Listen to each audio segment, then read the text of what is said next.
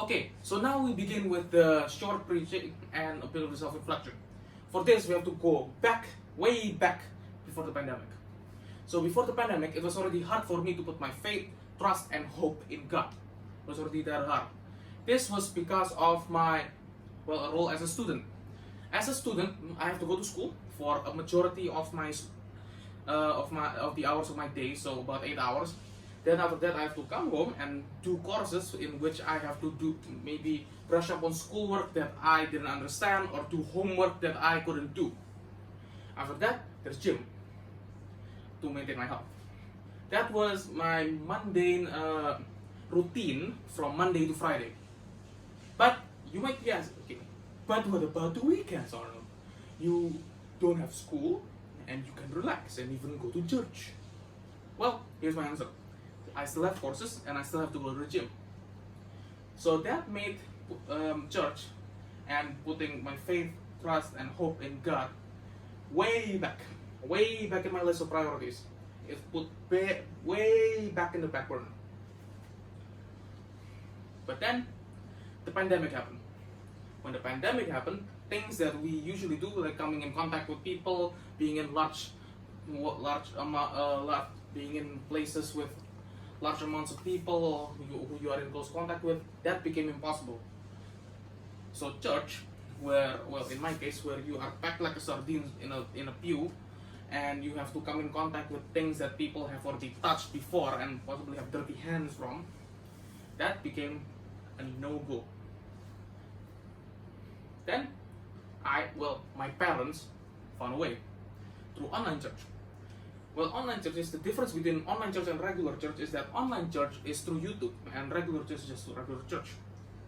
And in my Catholic church's case is that the communion wafer, which is the thing that we receive during communion, we replace that with a prayer because you can't Gojek the communion wafer now, could you?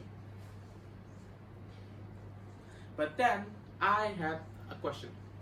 Why did I have to do this? I already have a mountain of schoolwork, a mountain of courses, a litany of courses, and I still have to go to school.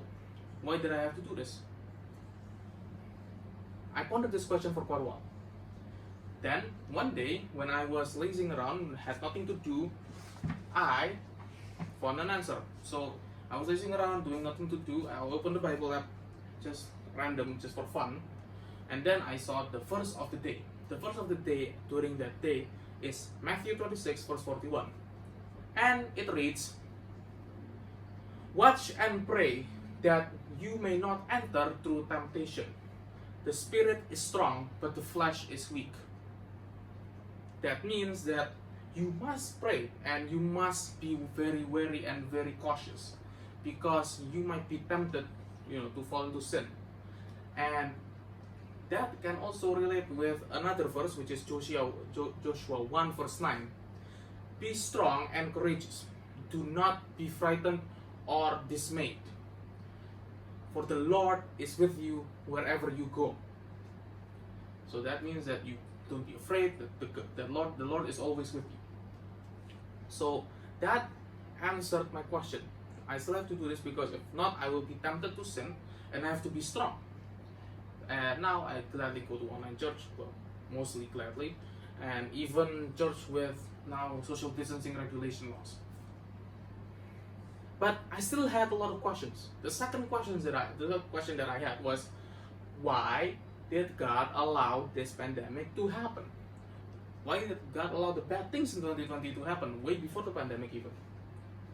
But then I remembered a saying that everything happens for a reason. And since everything happens for a reason, that basically means that what God does and what God does to the world happens for a reason. Maybe it's for us to appreciate the good before the bad things happen. But it does remain of one Bible verse. Proverbs 16 verse 4. Proverbs 16 verse 4 says this: "The Lord has made everything for its purpose, even the wicked for a day of trouble." That means that, of course, God created things for a reason. Even horrible things for a reason. That answered my question. And my third and last question was, Why did God allow people to suffer? Why did God allow those who got COVID-19 to suffer? Why did God allow those people who didn't have, who lost their jobs? Why did God allow that to happen? Why did God allow them to suffer? I also pondered this question for quite a while. Then I found the answer through my religion class. So we were doing a discussion on this chapter, and then my friend said that Jesus is an upside down king, and his kingdom is an upside down kingdom. Now, it's not saying that literally that Jesus is an upside down king looking down from us, like inverted, and his kingdom is literally an inverted kingdom. No, it doesn't mean that. It means that Jesus is an unorthodox king. He is a king that doesn't do things a normal king would. For example, when he was born, a normal kings and royalty were born in the palace with many gifts. Jesus was born in a manger with just 3 gifts from 3 wise men. And that means that because of Jesus' kingdom being unorthodox also, it means that